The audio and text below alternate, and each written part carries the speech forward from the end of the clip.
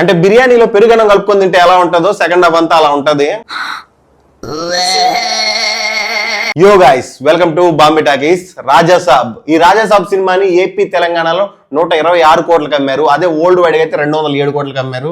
So 207 కోట్ల కంటే ఎక్కువ కలెక్షన్ వస్తే ఈ సినిమా హిట్ అని అర్థం. ఇక ఈ రాజాసాబ్ సినిమా ఎలా ఉంది అంటే థియేటర్ లో శవాలు లేస్తాయి. హైప్ తో అనుకున్నారు, హైప్ తో కాదండి బాబు, హైప్ తో కాదు.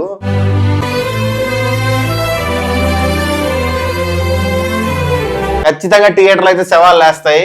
అంటే ఇప్పుడు పురుగుల బండి దగ్గరికి వెళ్ళి పిజ్జా ఆర్డర్ పెడితే ఎలా ఉంటది, అలాగే అడల్ట్ కామెడీ జోక్స్ తో సినిమాలు తీసే డైరెక్టర్ నేను క్రిస్టోఫర్ నోలన్ రేంజ్ కాన్సెప్ట్లు తీస్తానంటే ఎలా?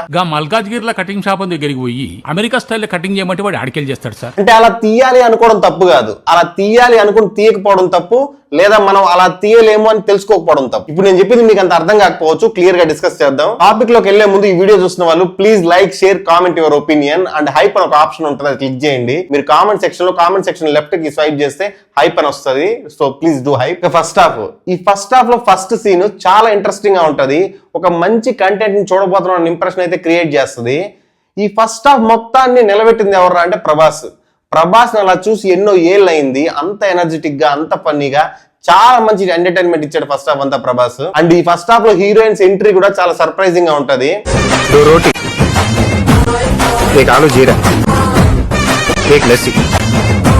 ఈ ఫస్ట్ హాఫ్ మొత్తం ఎక్కడ బోర్ కొట్టదు, కానీ ఈ ఫస్ట్ హాఫ్ ని స్పాయిల్ చేసిన పాయింట్లు అయితే కొన్ని ఉన్నాయి.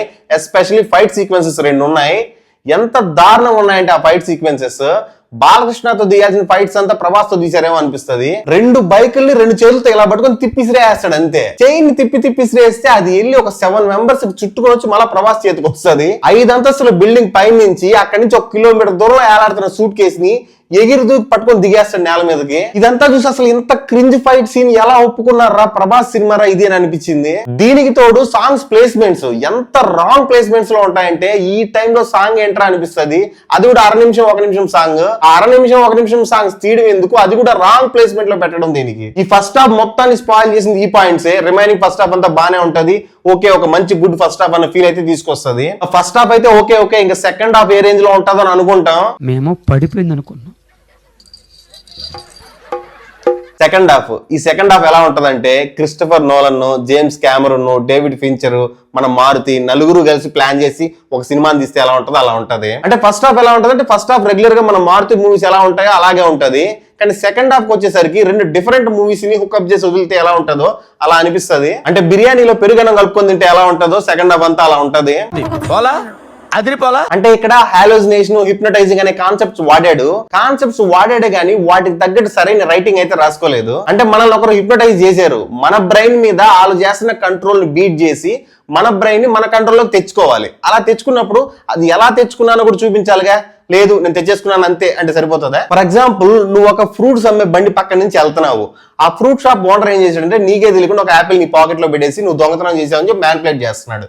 నువ్వు ఏ స్టేజ్కి వచ్చావంటే నాకే తెలియకుండా నేను దొంగతనం చేసేసానేమో అని నమ్మే స్టేజ్కి వచ్చేసావు. అప్పుడు ఏం చేయాలి, నువ్వు రీథింక్ చేసుకోవాలి. ఆ బండి పక్క నుంచి నువ్వు వెళ్తున్నప్పుడు నీ హ్యాండ్ ఎక్కడ ఉంది, పాకెట్ లో ఉందా, లేదా ఏమైనా దురదొస్తే గోకుంటుందా, అది నువ్వు థింక్ చేసుకొని ఆ టైంలో నీ హ్యాండ్ కానీ ఏమైనా పాకెట్ లో ఉంటే అప్పుడు నీకు ఒక పాయింట్ దొరికింది ఆడి మ్యానిపులేషన్ బీట్ చేయడానికి. ఎస్ ఆ టైంలో నా హ్యాండ్ నా పాకెట్ లో ఉంది, సో ఆబ్వియస్లీ నేను దొంగతనం చేసే ఛాన్స్ లేదు.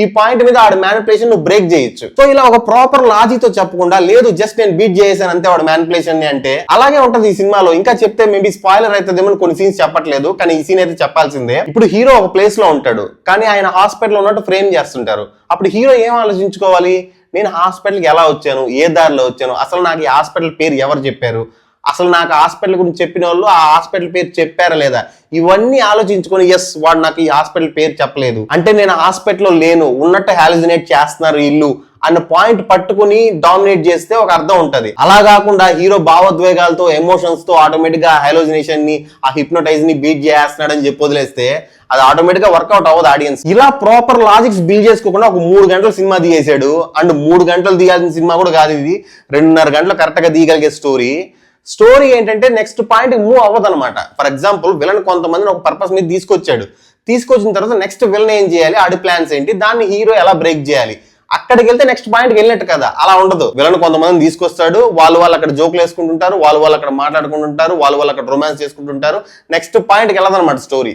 ఇలా సినిమా తీయాలంటే 10 గంటలు కూడా తీయచ్చు సినిమా, 3 గంటలు తీయడం పెద్ద విషయం కాదు. సో ఈ సినిమాలో అనుకున్న కాన్సెప్ట్ కి ప్రాపర్ లాజిక్స్ ఉండవు, మంచి రైటింగ్ ఉండదు. ఈ సినిమాని మొత్తం కాపాడింది ఎవరు అంటే Prabhas comedy timing, Prabhas energy and ఆ ప్రభాస్ సరదా క్యారెక్టర్ అదొకటే ఎంటర్టైన్ చేసిన జనాల్ని. మిగిలిన ఎంటైర్ మూవీ 3 అవర్స్ హెడ్ఏక్ కనిపిస్తుంది. మళ్ళీ ఈ డైరెక్షన్ కి ఈ రైటింగ్ కి ఫ్యాన్స్ ఏమైనా డిసప్పాయింట్ అయితే ఇంటికి వచ్చేయండి అని చెప్పి మారుతి ఆయన ఇంటి అడ్రస్ కూడా ఇచ్చాడు. సో ఈ సినిమా అయితే 100% ఫ్లాప్ అవుతుంది, దానిలో మొహమాటమే లేదు. ఈ సినిమాలో జరిగిన మెయిన్ ఫ్రాడ్ ఏంటంటే మనకు ట్రైలర్ లో చూపించిన ఆ ఓల్డ్ ప్రభాస్ క్యారెక్టర్ అనేది ఈ పార్ట్ లో ఉండదు.